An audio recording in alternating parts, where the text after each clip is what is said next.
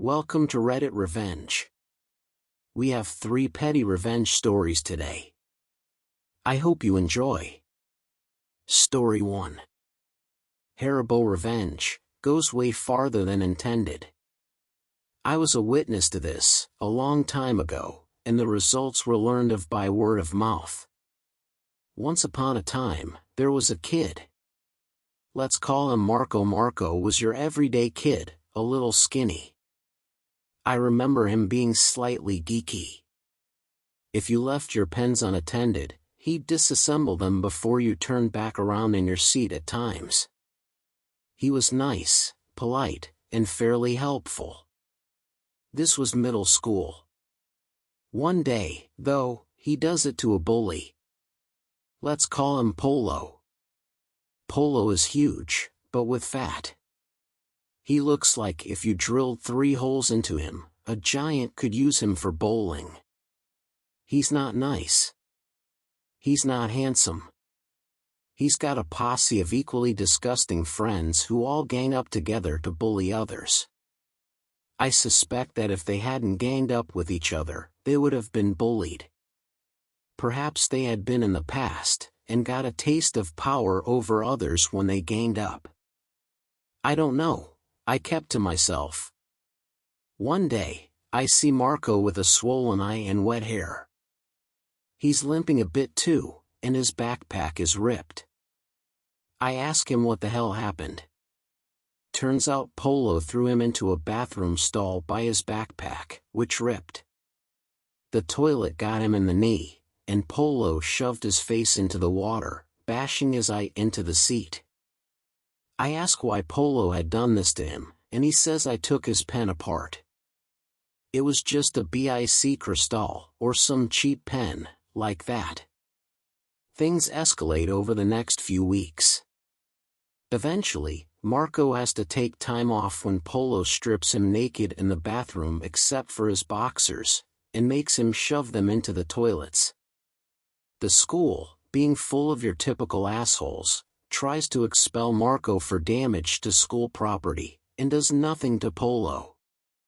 This is stopped by video evidence of the gang leaving the bathroom, laughing, and rifling through Marco's backpack, then tossing it in the trash.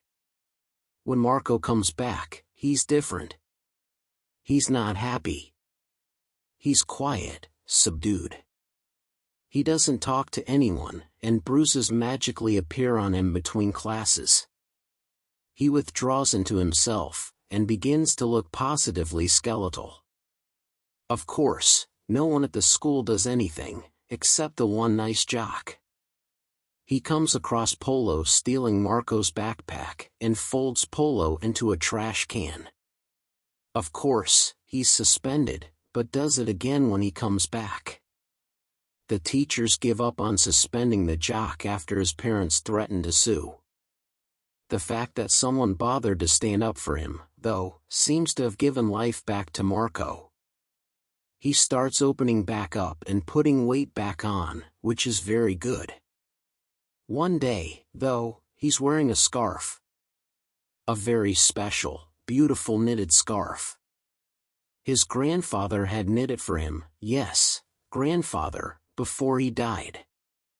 Polo steals it and comes back the next day with a bag of ashes, handing it to Marco. He laughs hysterically. Marco comes back the next day with a backpack full of sugar-free Haribo gummy bears. Polo, being the glutton that he is, steals every single bag of bears, and eats them by the fistful throughout the day. Marco cries, but I remember something in his sobs didn't quite reach his eyes. Near the end of the school day, Polo lurches out of the classroom and bolts for the bathroom. He doesn't come back the next day. Or the next. Someone says they saw blood in the bathroom. Polo comes back a few days later with an eye patch, and mottled, fading bruising all across his face. I believe it's called petechiae eye. He's permanently blind in his left eye, and the bruising makes him look like a ripening fruit for as long as it lasts. He's in and out of school for doctor's appointments for a while. He didn't mess with Marco again, and instead became very introverted and quiet. The reports of blood in the toilet of the bathroom he went to were never confirmed, but it's quite likely. End of story 1. Now, let's move on to our second story for today. I got the kid permanently, you got the car temporarily. I'll make it short. GF gets pregnant. Do the right thing and stick by her. We have the kid. She starts going out all the time, and we'd occasionally get calls at the house by guys looking for her. I knew she was cheating but didn't really care. I was just there to make sure the kid was well taken care of. Get a new job out of state, and hoping that being there away from her bar friends will make us closer. Nope. She finds a new boyfriend quick. Tries to hide it, but she sucks at lying and hiding things. Again, no care from me. By now my kid and I are very bonded, and even at 18 months it's obvious he doesn't much care for her either.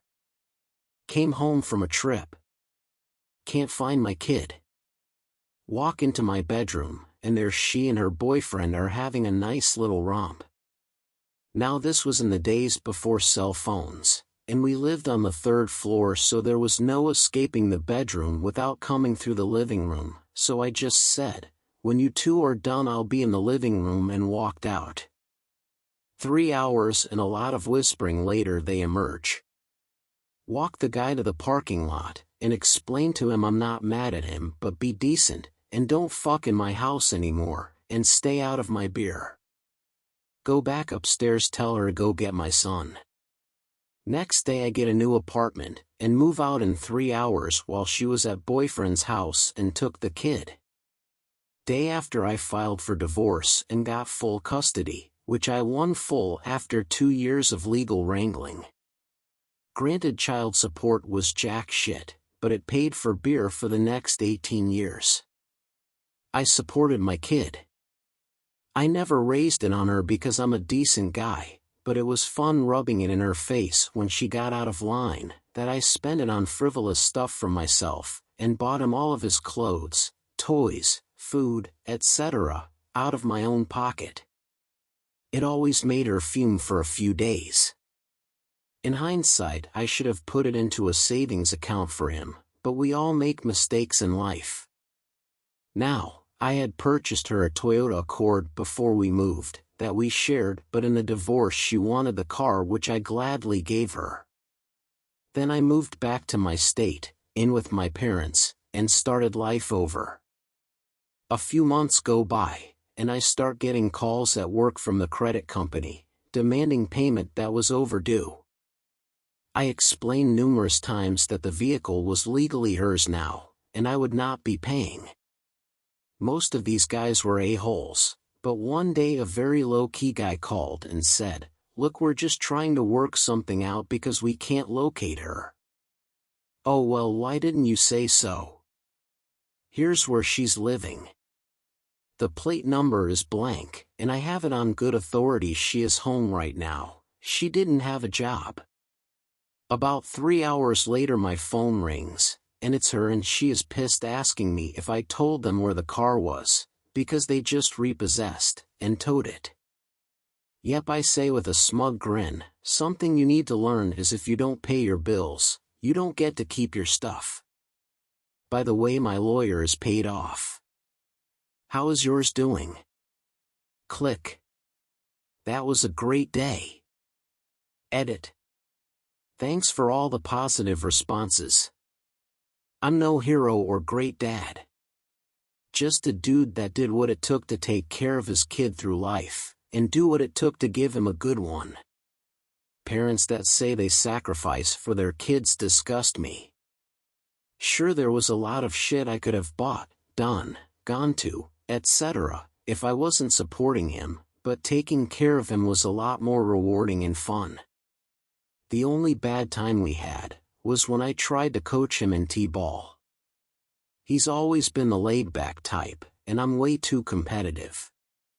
He didn't like baseball, and after that season we agreed that I needed to stay away from practices etc. if he got involved in something of interest. Yes, it was a Honda Accord.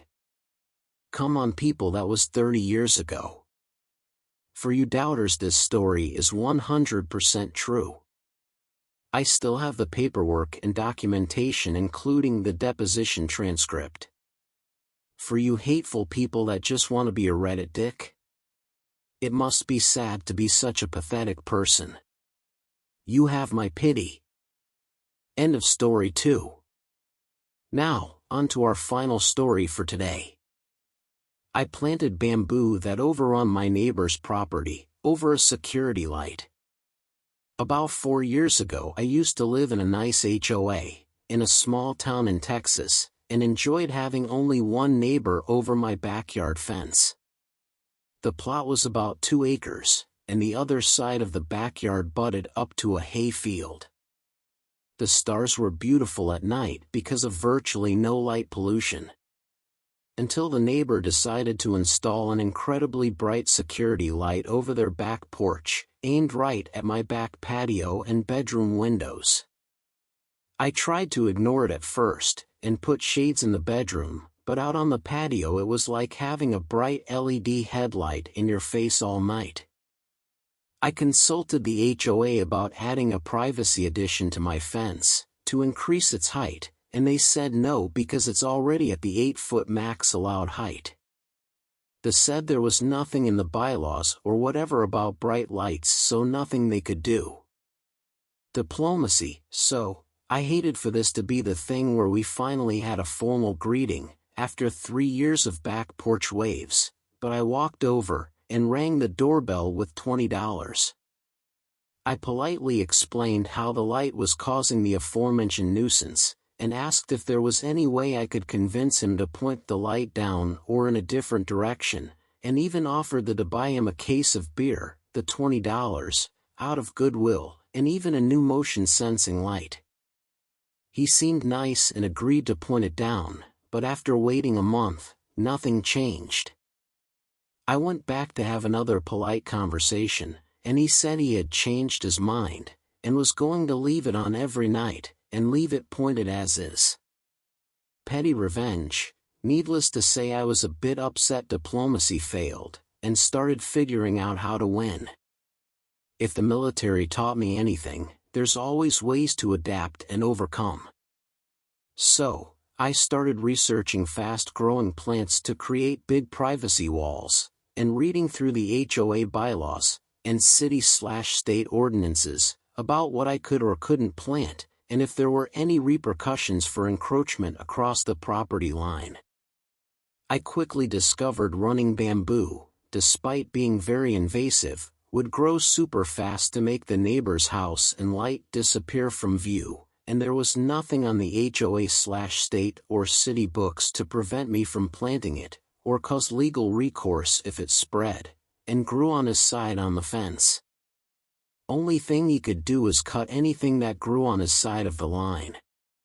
So I pulled the trigger and planted a bunch of golden bamboo, which grows, and spreads crazy fast in Texas, and grows up to 20 feet tall.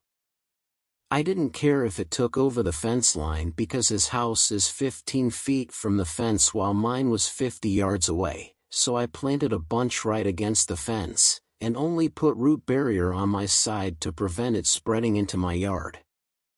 Within 6 months his house and light were gone from view, replaced by a pretty bamboo jungle row at the edge of my yard. Within 1 year he complained it was growing into his yard, via mailed letters. They went right into the trash with no response. He rang my doorbell once, and I looked at him through the window but just didn't answer the door. I unexpectedly sold the house and moved 2 years after planting for a career opportunity. It's been 2 years since I sold, and I just checked the property on Google Earth and his entire backyard is bamboo. Edit. Wow, this post took off overnight, kind of like bamboo. Thanks for the hilarious responses. The end. That's all we have today. If you enjoyed, please consider subscribing. Have a great day.